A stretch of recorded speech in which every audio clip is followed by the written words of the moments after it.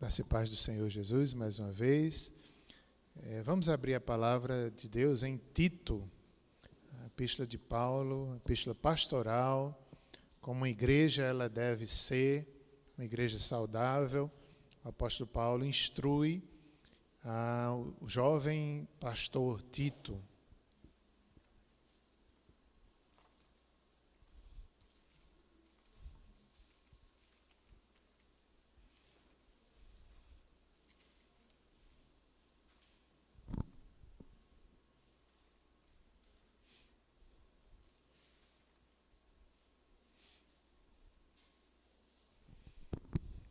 Capítulo 1, versos de 1 a 4. Nós leremos essa parte, que é uma saudação do apóstolo para Tito, e também se percebe pela própria epístola que Paulo tinha a intenção de que a carta fosse lida para todos, não só para Tito. Talvez em um culto, talvez em uma reunião onde toda a igreja estivesse presente, Paulo gostaria que aquela carta fosse lida, certamente completa. É uma carta pequena, 3 capítulos. Nós não vamos fazer isso aqui hoje, eu não vou ler toda a carta, eu vou apenas ler os 4 primeiros versículos, mas depois a gente vai analisar um pouquinho, todos os 3 capítulos. Então, coloquei um tema nessa pregação de hoje, que é a Igreja de Deus, noiva de Cristo, o melhor lugar do mundo. E enquanto nós olhamos para aqui, para esse texto, como a igreja deve ser, nós devemos pensar em nós mesmos, nós devemos pensar na nossa igreja, e a palavra de Deus é assim, ela é instrutiva, ela é diretiva, autoritativa, e nós todos devemos nos dobrar diante dela, dizer assim que nós queremos ser, como a Bíblia nos ensina. 2 perguntas eu coloquei aqui para que a gente esteja analisando. A primeira delas é o que devemos esperar de uma igreja. Olhemos para a Bíblia que nós teremos a resposta. Qual a visão que eu tenho de igreja? Cada um pense. O que é que eu penso de igreja? Quem foi essa ideia? Por que eu frequento uma igreja? É importante? E qual é a minha visão de igreja? Será que está correta? Será que está equivocada? A palavra de Deus é poderosa, ela nos corrige, ela nos instrui para que tenhamos uma visão correta de igreja. O propósito dessa carta, dessa pequena carta, é que Paulo escreveu a Tito para encorajá-lo a completar o seu ministério na ilha de Creta. Então, Tito, ele foi companheiro de Paulo em várias viagens missionárias e também na ilha de Creta.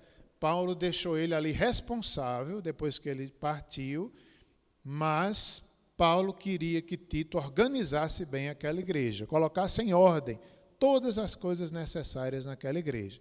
Mas Paulo também diz que não era só naquela igreja, mas em todas as outras que certamente ele passou, deixaram ali novos convertidos, era preciso organizar.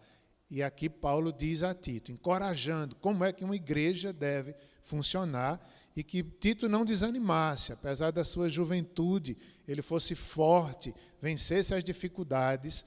Ele já era um obreiro aprovado, ele já participara antes das viagens de Paulo e ele não desistiu no meio da viagem. Então ele era um obreiro forte que Paulo poderia contar nos momentos mais difíceis, como por exemplo em Creta, em Corinto, e em outros momentos que Paulo chama Tito para resolver, porque ele já era um obreiro experiente. E assim, vamos fazer a leitura dos primeiros 4 versículos, que é uma saudação tão rica. Paulo, servo de Deus e apóstolo de Jesus Cristo, para promover a fé, que é dos eleitos de Deus, e o pleno conhecimento da verdade, segundo a piedade, na esperança da vida eterna, que o Deus que não pode mentir prometeu antes dos tempos eternos, e em tempos devidos manifestou a sua palavra mediante a pregação que me foi confiada por mandato de Deus, nosso Salvador, a Tito, verdadeiro filho, segundo a fé comum, graça e paz, da parte de Deus Pai e de Jesus Cristo, nosso Salvador. Oremos mais uma vez. Senhor, nós também somos tua igreja. Pedimos que o Senhor nos fortaleça, nos oriente, cada um de nós individualmente, essa comunidade aqui também, que a tua palavra nos instrua, nos corrija, nos alegre, aperfeiçoe a obra que um dia o Senhor começou em nós. Em nome de Jesus. Amém. Como é importante uma igreja. Como é importante ter uma igreja que nos recebe, que nos acolhe, que nos ensina a palavra de Deus. A ideia de ser igreja foi de Deus. Deus sabia que nós precisávamos ser corpo, que nós precisávamos uns dos outros, e por isso Ele deixou a sua igreja. E Ele disse que as portas do inferno não prevalecerão contra essa igreja. Eu acho que você pode imaginar, assim como eu penso de mim mesmo e vejo em todos vocês, o que seria da minha vida se não fosse uma igreja. O que seria da minha vida? Eu acho que todos vocês podem dizer a mesma coisa que eu estou dizendo. Se não fosse uma igreja que acolheu, que recebeu, que ensinou, que corrigiu, que nas horas difíceis chorou conosco, nas horas alegres festejou, e todos nós com uma só cabeça que é Cristo. Quão bom é termos essa igreja. Por isso que Deus deixa. Não é um lugar perfeito, mas certamente é o melhor lugar da terra, pelo menos deve ser. Existem igrejas saudáveis e existem igrejas também doentes. Existem igrejas que se afastam tanto da doutrina, que se afastam tanto de Cristo, que a Bíblia diz que são sinagogas de Satanás. Por isso que cada um de nós vamos ver em algum momento aqui da pregação, que nós devemos nos esforçar para sermos a igreja mais santa possível. Porque existem igrejas que vão se afastando da doutrina e chega ao ponto de ficar tão longe que não são mais igreja de Cristo, por falta da palavra, por falta da firmeza na fé. Por isso que Paulo tinha essa preocupação. Tito, coloca as coisas em ordem. Cuidado nas falsas doutrinas. Coloca presbíteros. Para quê? Para que a igreja fosse amadurecida e permanecesse sendo igreja saudável.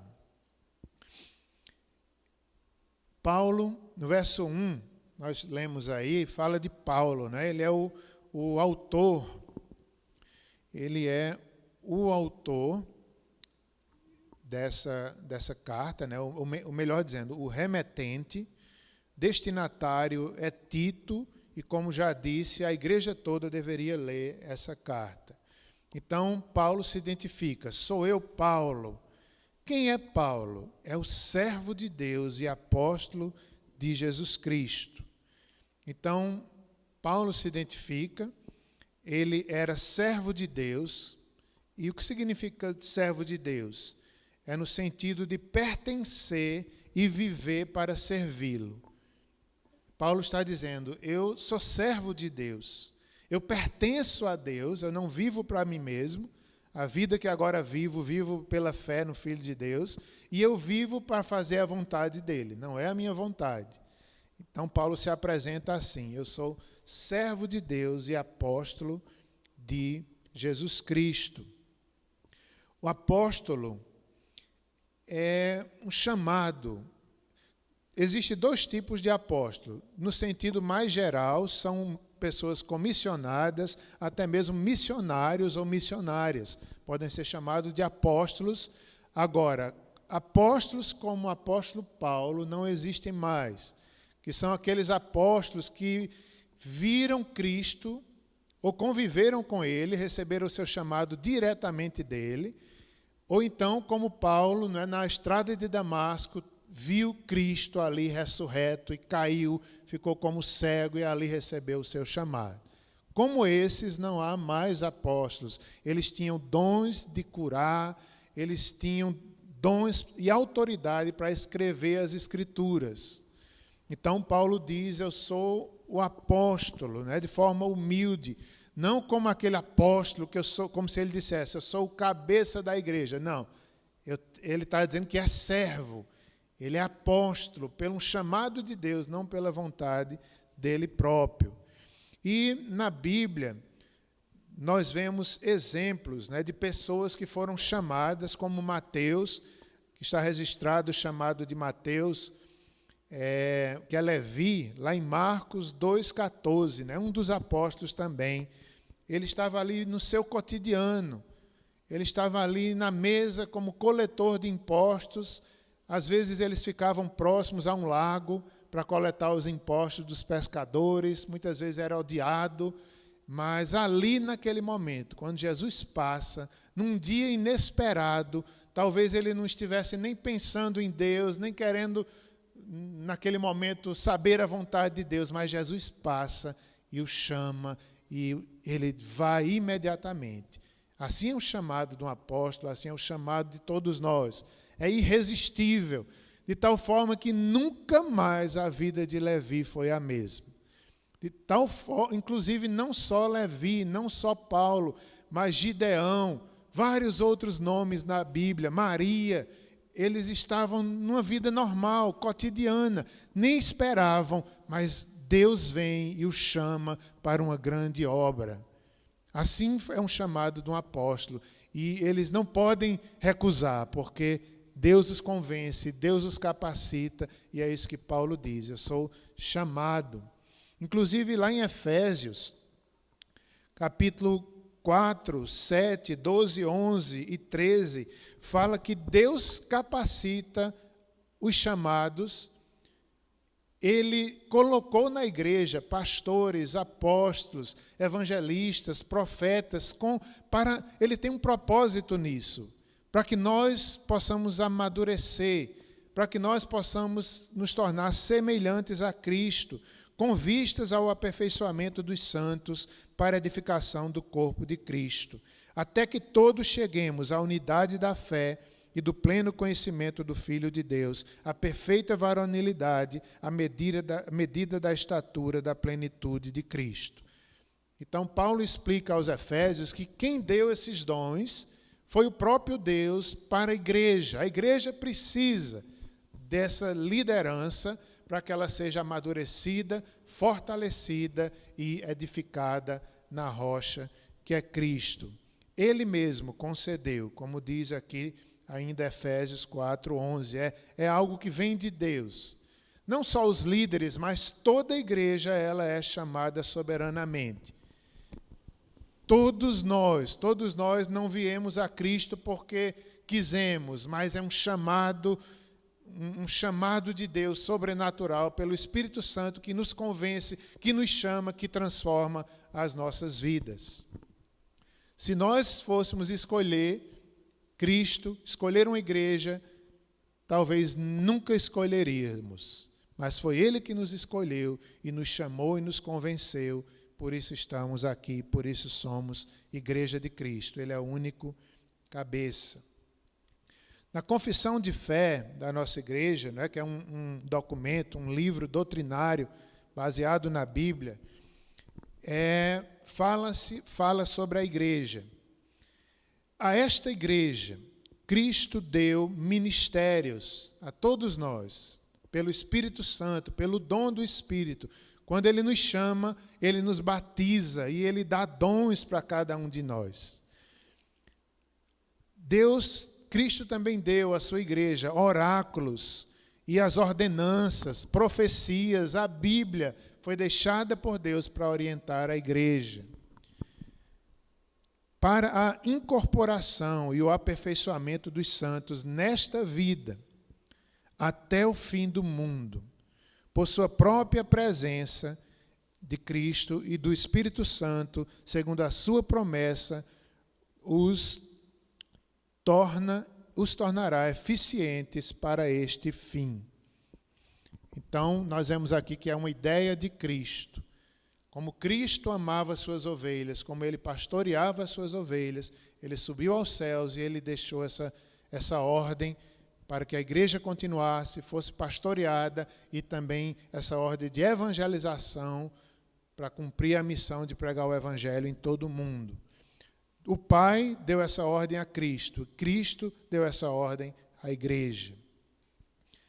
O mesmo versículo ainda diz que Paulo era apóstolo, servo de Deus, para quê? Para promover a fé, que é dos eleitos de Deus. Então, o objetivo de Paulo, o objetivo do chamado de Paulo era para promover a fé em cada cidade, naquela ilha, que eles ali estavam preocupados com aquela ilha. Então, Paulo sabia que o seu chamado era esse, era promover a fé naqueles locais que ainda não tinham o evangelho e fortalecer aquelas igrejas que eles abriram, como é o caso aqui da ilha. Dos eleitos de Deus, eleitos de Deus, nós somos chamados de eleitos de Deus. A igreja é chamada de eleita de Deus. Em 1 Pedro 5,2 é dito pelo apóstolo Pedro, aquelas igrejas da Ásia, aos líderes dela, pastoreai o rebanho de Deus. Então, quem são os eleitos de Deus? São esses, escolhidos, chamados, fazem parte do rebanho de Deus. Aqui mesmo em Tito, capítulo 2,14, é dito uma expressão sobre a igreja, sobre os eleitos, um povo exclusivamente seu. Nós somos um povo exclusivo, chamados por Deus. 1 Coríntios, capítulo 1, verso 2, a igreja é de Deus. Ela não pertence a homem nenhum, mas ela pertence a Deus. Para promover a fé, nós devemos promover a fé. Será que nós somos promovedores de fé? Será que a nossa vida, nossa igreja, a gente promove a fé para os nossos vizinhos, no nosso trabalho, na sociedade? O que é que as pessoas dizem de nós? Se a igreja presbiteriana do Catolé, fechasse as portas, o que os vizinhos diriam de nós? Graças a Deus, que alívio. Ou será que diriam, por que fizeram isso? Eles promoviam a fé, eles amavam a Deus, como era bom tê-los aqui por perto. Nós devemos ser promovedores da fé, que é dos eleitos de Deus. Os eleitos ainda, eles são os que creem no Evangelho, na revelação divina. Será que... Eu estava nesses dias pensando sobre o Evangelho, pensando na minha própria vida, em Cristo, nosso Salvador, nós pecadores, Deus nos chama, nos transforma, nos justifica, nos elege. Isso é o Evangelho, pela graça, de forma imerecida, nenhum de nós merece, mas é um amor incondicional. Isso é o Evangelho. E eu estava pensando, eu digo, nada há mais lindo no mundo do que isso. Do que o Evangelho, do que vidas sendo transformadas. Nada nessa terra você pode procurar. Não há nas universidades teoria, não há nos livros de toda a terra nada mais lindo do que a história de amor de Deus por pecadores, que é a sua igreja. Isso deve nos encher o coração de esperança, e é uma esperança que vai para a vida eterna, como ele diz aqui. Não é só nessa vida, é algo que vai para a vida eterna. Quando ele diz, esperamos o pleno conhecimento da verdade, segundo a piedade, na esperança, versículo 2, da vida eterna, que o Deus que não pode mentir, prometeu antes dos tempos eternos. Então a igreja também, ela tem que ter, foi dado a ela o pleno conhecimento da verdade, segundo a piedade. Então se espera de uma igreja saudável que ela conheça a verdade de Deus, que ela conheça as Escrituras e que ela seja defensora da verdade nesse mundo de mentiras, nesse mundo de relativismos. Há uma verdade. Se espera que cada crente ame a verdade, que é a palavra de Deus, viva a verdade, fale a verdade uns com os outros.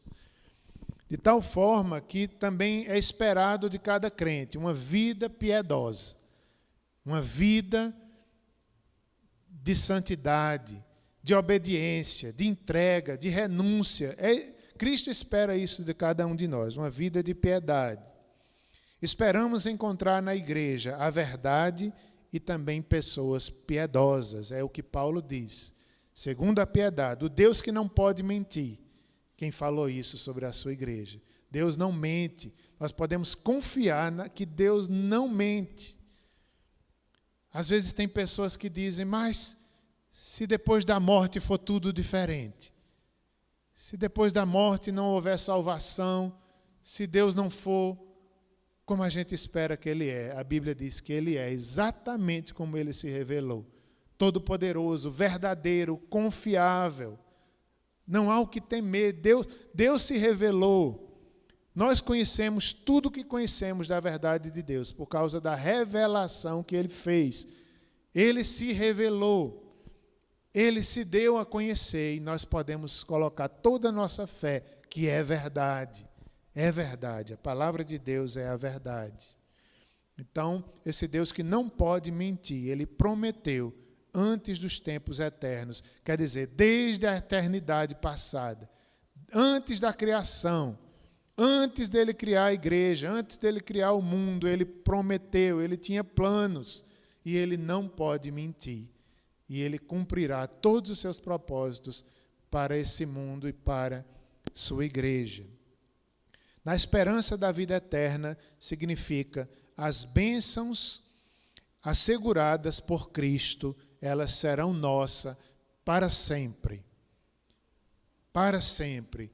O que Cristo prometeu, o que nós temos por meio de Cristo é nosso. Ninguém toca, Ele guarda para nós nos céus e nós receberemos nossa herança, a vida eterna. Deus que não pode mentir, prometeu. Verso 3. Verso 3 tem uma palavra que eu quero destacar, que diz assim, que Ele manifestou. Tudo que nós conhecemos de Deus, de Cristo, da igreja, foi porque Deus manifestou a pecadores transformados e remidos. Ele se deu a conhecer. Por isso que nós sabemos e conhecemos, como diz o verso 3, manifestou a sua palavra mediante a pregação que me foi confiada por mandamento de Deus, nosso Salvador. Essa expressão, nosso Salvador, o apóstolo Paulo vai falar várias vezes nessa carta, nosso Salvador. Nós temos um Salvador. Ele não nos deixou perdidos, mas Ele veio nos buscar. Ele enviou seu Filho para nos resgatar. Nós temos um Salvador. A igreja tem um Salvador. Nosso Salvador. O mandato de Deus, nosso Salvador. Verso 4, fala sobre Tito.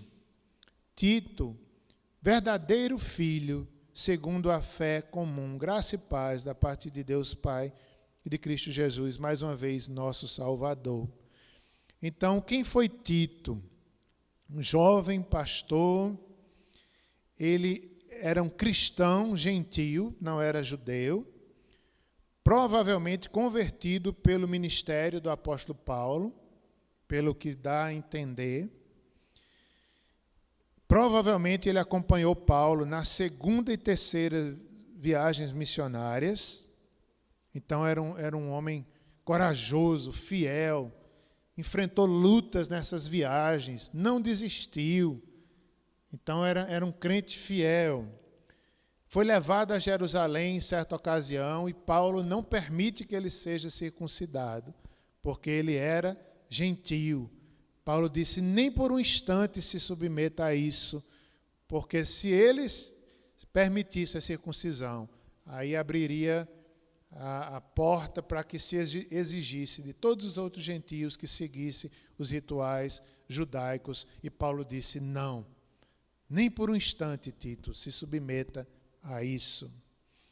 Tito era um companheiro confiável, com quem Paulo podia contar em situações delicadas, como era em Corinto. Foi representante de Paulo na ilha de Creta e na província da Dalmácia. Essa também significa, não é, filho. Quando Paulo chama de filho, não era filho biológico, era filho na fé, provavelmente, aquele que cresceu sob os cuidados de Paulo no sentido espiritual e ministerial, discipulado por Paulo. E a palavra filho tem um significado interessante, que significa eu o gerei. É como se Paulo estivesse dizendo, eu discipulei, eu ensinei para ele, é meu filho. Também significa você é muitíssimo querido, Tito. Meu filho, muitíssimo querido.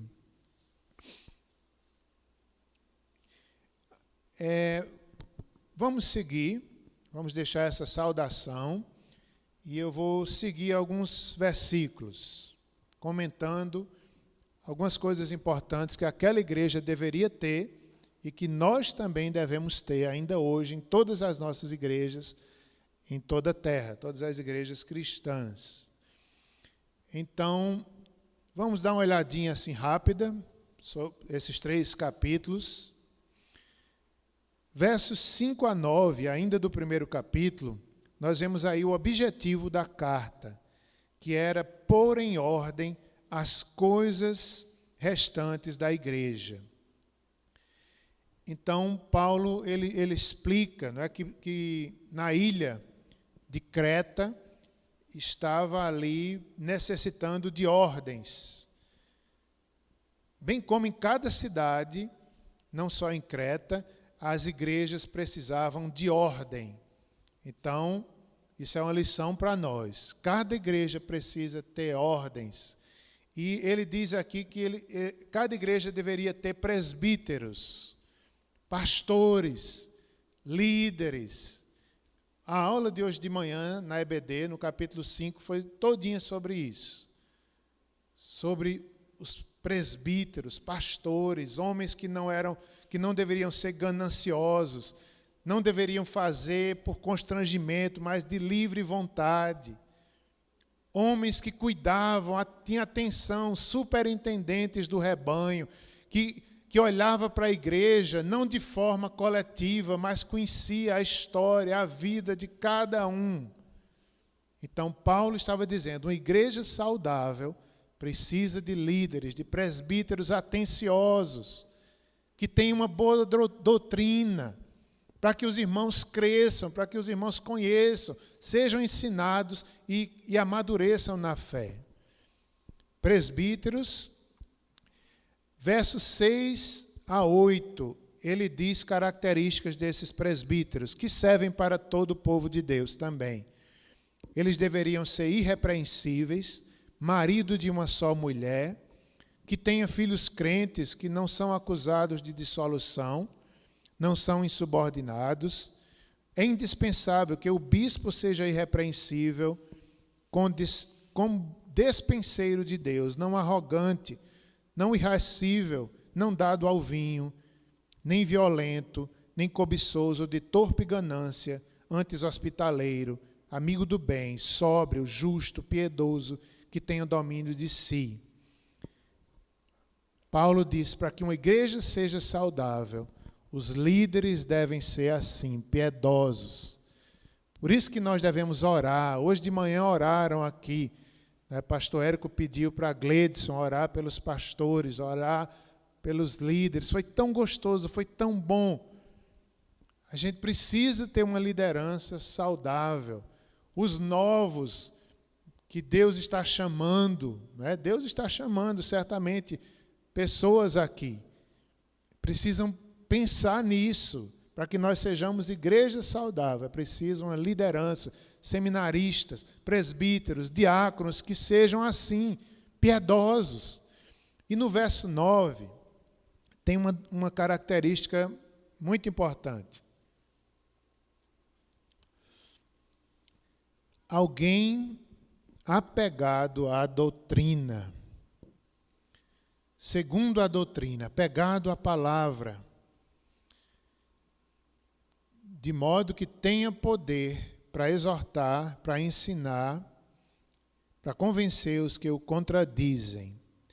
Então, os líderes, eles tinham que conhecer a doutrina, a boa doutrina, ensinar, exortar e saber convencer as pessoas que não concordavam.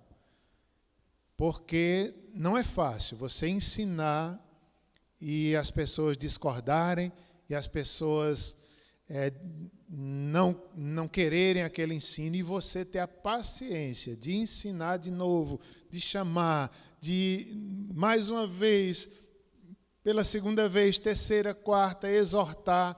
Então, tem que ser líderes, presbíteros, cheios do Espírito Santo, pacientes, pessoas que não ficam com raiva com muita facilidade. Porque senão, se for uma pessoa impaciente, ela não aguenta os irmãos, não. Ela bota a igreja bota os irmãos para fora. Uma vez eu fiz isso na minha vida, eu nunca esqueço.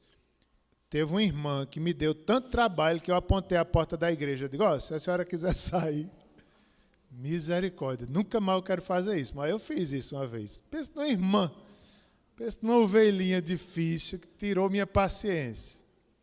Eu disse, a porta da igreja está aberta. Quem é que está segurando a senhora aqui? Mas também eu não disse assim, não. Foi só um exagero meu agora, né? Mas Simone sabe dessa história, misericórdia. Então, se a gente não tiver paciência, a gente estraga o rebanho todo. Porque todo mundo tem problema, todas as ovelhas precisam ser pastoreadas, e a gente tem que ter o dom, não é? A graça que Deus dá para pastorear o rebanho de Deus. Bem, vamos adiante. Eu já me arrependi desse pecado, graças a Deus, né? Graças a Deus. E a irmã também continuou na igreja, graças a Deus. Inclusive, ela já faleceu alguns anos atrás, querida irmã, e a gente continuou amigo, e foi uma amizade abençoada até o fim, mas foi difícil esse momento. Eu pedi perdão a ela pediu perdão a mim, pediu perdão até à igreja, porque ela estava causando muito problema na igreja. Depois ela se arrependeu, pediu perdão a mim até à igreja. Eu digo, amém, Jesus, graças a Deus. Então, versos 11 a 13, nós vemos aí que a igreja saudável, ela não pode tolerar o falso ensino, as heresias. Meus irmãos, a heresia é uma coisa tão prejudicial a uma igreja que é como se fosse, digamos assim, um câncer. Existem vários tipos de heresias, não é? Vários tipos de heresias. Outro dia eu estava conversando com uma pessoa que dizia, olha, minha igreja é difícil. Tem tanta coisa, era uma igreja pentecostal. Tem tanta coisa errada. E eu até estava falando lá e preocupado, porque eram vários problemas ali na igreja e a pessoa estava preocupada. E existem heresias voltadas ao pentecostalismo, existem outras heresias voltadas ao gnosticismo dentro da própria igreja. Existem radicalismos, né? Pessoas que são muito apegadas à lei, legalistas, que parecem ser mais crentes do que todos, mas é fragilidade, falta de doutrina saudável. Parece que é o melhor crente de todos, fala de todos, mas é imaturidade, falta de conhecimento de doutrina saudável. Existem vários tipos de heresias prejudiciais. Então, Paulo chega ao ponto de dizer aqui, o cuidado com a sã doutrina na igreja, ele chega ao ponto de dizer que era necessário fazer calar, ensinando o que não deve. Esses falsos mestres estavam ensinando o que não deve e precisavam ser calados, para que sejam sadios na fé. Então, Paulo, com toda moderação apostólica, ele sabia repreender essas pessoas, de tal forma que o objetivo não era destruí-las, mas era para que elas se arrependessem e se tornassem sadias na fé. Esse é o problema, é que às vezes a gente não sabe fazer isso. A gente quer logo, saia, se afaste, não é seu lugar. Não, Paulo disse que o objetivo era exortar para que eles amadurecessem, para que eles se tornassem firmes na fé. A Confissão de Fé de Westminster, no capítulo 25, seção 4, fala sobre alguns tipos de igrejas, que nós podemos nos enquadrar em alguma delas. E as igrejas particulares, que são membros dela, são mais ou menos puras. Veja essa definição da nossa confissão. Segundo a confissão, existem igrejas mais ou menos puras. Eu fiquei pensando, eu digo, será que a nossa igreja é uma igreja pura? Mais pura ou menos pura? Depende da doutrina, depende da fidelidade, depende se é um povo comprometido com a palavra, um povo santo. Deus quer que sejamos uma igreja santa, pura. Mas será que nós somos? Segundo a doutrina do Evangelho que se mede, por elas ensinada e abraçada. Também se mede pelas ordenanças administradas. Será que nós estamos cumprindo as ordenanças, a Santa Ceia, o batismo da forma correta? Então nós somos uma igreja pura. E também sobre o culto público, celebrando nelas com mais ou menos pureza. Ele fala aqui sobre o culto. Será que nosso culto tem sido agradável a Deus? Será que nós temos um culto onde realmente a gente está ali do início ao fim? Seja na primeira oração, você está ali se quebrantando, adorando a Deus, lembrando da palavra, lembrando de Cristo. Na hora dos louvores, você está ali se quebrantando, adorando. Você veio para o culto e está participando ativamente.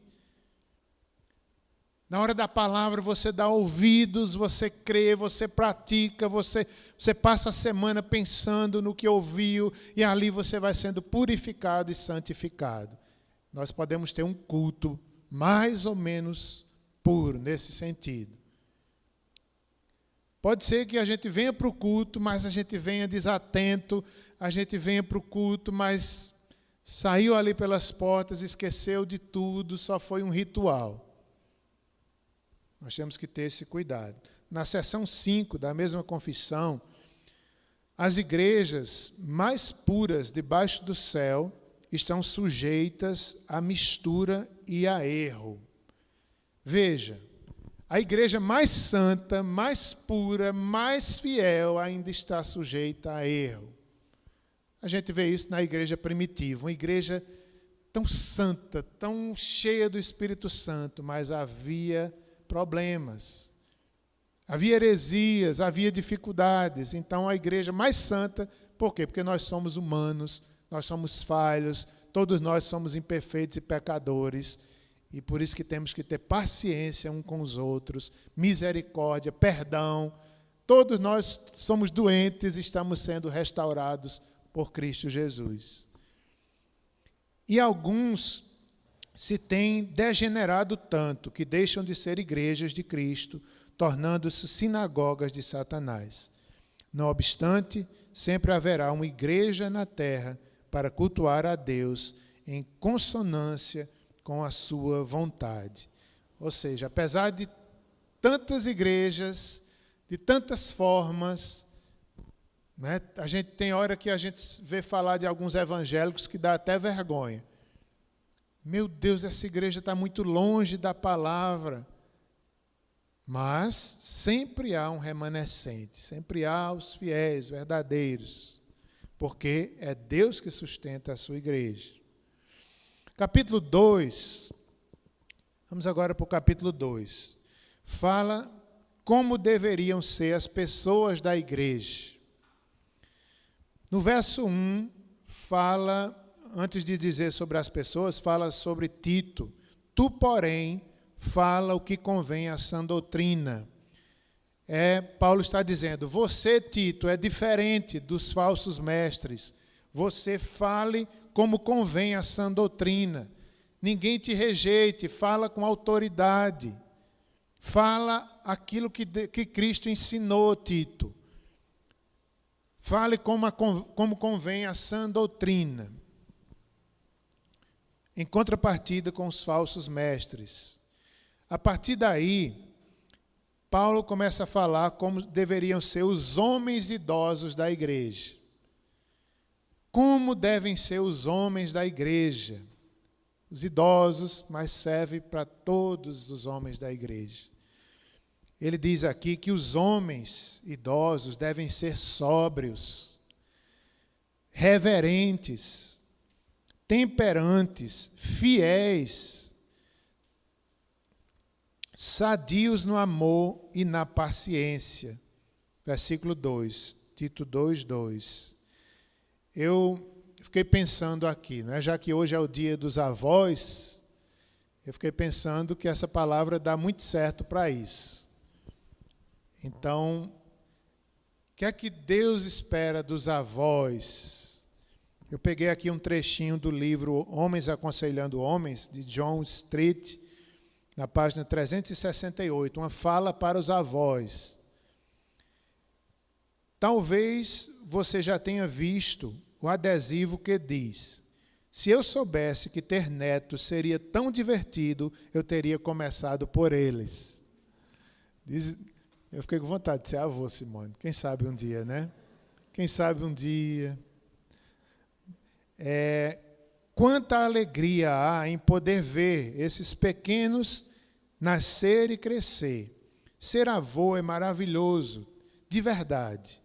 No entanto, junto com as idas à sorveteria e ao estádio, vêm as oportunidades para influenciar de forma poderosa os netos, amados e preciosos, encorajando-os a conhecer e honrar a Deus com à medida que crescem rumo à idade adulta. Então, ele está dizendo aqui que é maravilhoso ser avô. Tem os privilégios, tem as brincadeiras, tem as alegrias, mas cada avô deve lembrar que deve influenciar seus netos pela palavra, pelo exemplo, pelo amor à Bíblia. Cada avô deve ter esse interesse. E não fala agora das mulheres, né? Mas vamos para as mulheres. Fala agora sobre as mulheres idosas, as avós, as vovós, né? As avós. Elas devem ser reverentes, vovós reverentes, ensinar boas coisas na igreja. As vovós devem ensinar boas coisas, não caluniar, nem beber muito vinho. São assim que Deus espera com as vovós da igreja. Eu fiquei me lembrando, né, da minha mãe, que é a avó. Eu acho tão bonito. Ela conversa com meus filhos sobre a palavra, dá tanta palavra de incentivo, de testemunho, ora com eles, conversa, gasta tempo ali ensinando a palavra de Deus. Todos os netos, não só meus filhos, mas os outros netos, ela tem cuidado, ela faz cada coisa que vocês não imaginam, como vó. Ela chega ao ponto de dar presente com antecedência. 3 meses antes ela já está dando presente. Olha, para eu ficar livre do presente. Tome. Então, não esquece da palavra também. Esse capítulo 2 fala sobre as jovens da igreja. Como é que Deus quer que as jovens sejam? É diferente das jovens do mundo. As jovens da igreja são diferentes. Não porque elas são melhores do que as outras, mas porque elas foram alcançadas pelo Evangelho, por Cristo. E depois que elas são alcançadas, nunca mais a vida delas será a mesma. As jovens da igreja devem ser discretas, puras, domésticas, cuidem das coisas de casa. Não significa que os homens também não possam ajudar, não possam fazer coisas domésticas. Podem também e devem, mas aqui ele está falando para as jovens da igreja. Jovens mulheres, casadas inclusive, sejam boas donas de casa, amem seus maridos e filhos. Versos 4 e 5 do capítulo 2. Aos jovens, os jovens devem ser sóbrios, né? Hoje o dia do adolescente aí, presbiteriano, os jovens devem ser sóbrios, fazer boas obras e manter a sã doutrina. Então, adolescentes e jovens já têm idade de conhecer a Bíblia. Vocês já podem estudar sozinhos, vocês já podem conhecer, pegar um livro da Bíblia e tirar doutrina e tirar ensinamento. Vocês têm capacidade já intelectual e espiritual que Deus dá de compreender, de saber o que é certo, o que é errado, de conhecer a boa doutrina.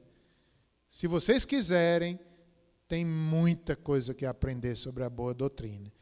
Eu acho que um jovem de 11, 12 anos já pode fazer isso.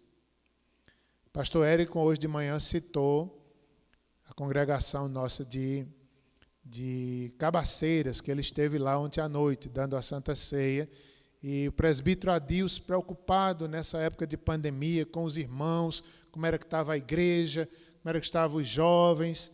Adilson disse que se alegrou muito quando viu uma jovem da igreja, de 11 anos, ela no Instagram, usando o Instagram para pregar a palavra de Deus, a menina da igreja, acho que 11 anos. Veja que um jovem tem capacidade de buscar a Deus, de amar, de conhecer a doutrina saudável, para que não se engane com as outras coisas que a gente vê por aí. Ele fala ainda para os servos. Os servos devem ser obedientes e respeitar-se os mestres. Verso 12, ainda do capítulo 2, fala que a graça de Deus nos educa. Quando a gente chega na igreja, a gente vai tendo a vida transformada, educada, pela graça, pelo evangelho, pelo que a gente escuta, cada pregação, cada discipulado, cada conselho, cada irmão que nos serve de exemplo, a vida dos outros nos serve de exemplo. Então, a graça de Deus, que é um favor imerecido, vai nos transformando através do corpo de Cristo. A graça nos educa. A igreja educa pecadores, como nós. Verso 14 fala que a igreja deve ser zelosa de boas obras.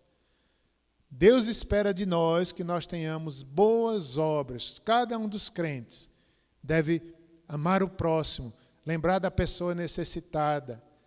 Fazer boas obras não salva, mas Cristo espera da sua igreja que possamos fazer grandes obras e boas obras sociais e boas obras no sentido geral. Vamos para o capítulo 3. Capítulo 3, quero destacar apenas 2 versículos. O 5 e o 8. Quando Paulo, ele ainda vai falando aí sobre o lavar regenerador do Espírito Santo, no verso 5.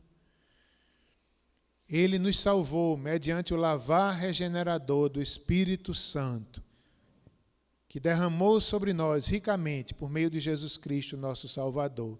Então, não há salvação senão por Cristo, senão na igreja de Cristo. É esse lavar. Ninguém é igreja se não for lavado os pecados.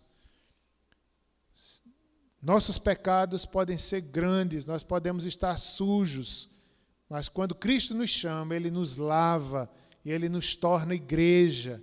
Deve haver arrependimento e fé. Aí nós nos tornamos igreja lavada e remida por Cristo, que nos salvou.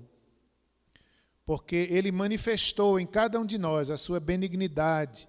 Ele é o nosso Salvador. Repete mais uma vez, nosso Salvador.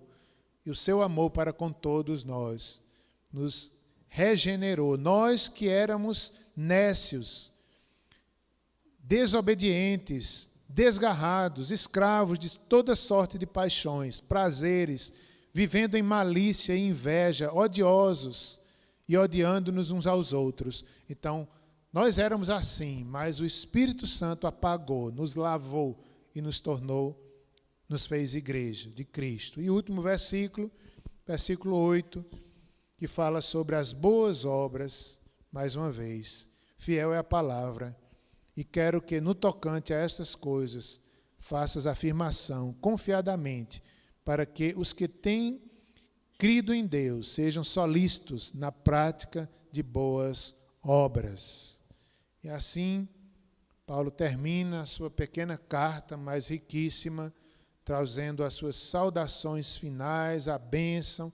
Ele fala sobre a graça, sobre a paz, várias vezes repete a graça, que era o que Tito precisava, a graça para fazer tudo aquilo, a graça para o perdão dos seus pecados. E a igreja não é igreja sem graça.